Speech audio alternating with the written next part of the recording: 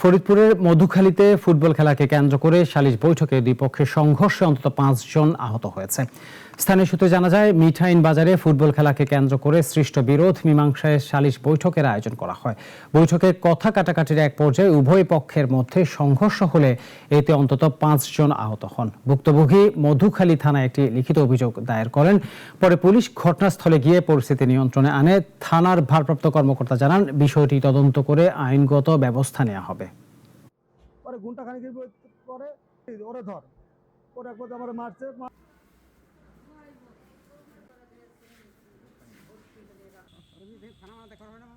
Football খেলা নিয়ে আমার ভাইসদের সাথে খেলোয়াড়দের কথাকাটি করে এবং মারামারি হয়। কমিটি এলাকার বললাম যে এই যে মারামারি যখন আছে বাচ্চাটার গাটা মিলটান করে দেন। মিলটান করার জন্য মিটিং ডাকছিল। সেই মিটিং আমরা রাজি ছিলাম।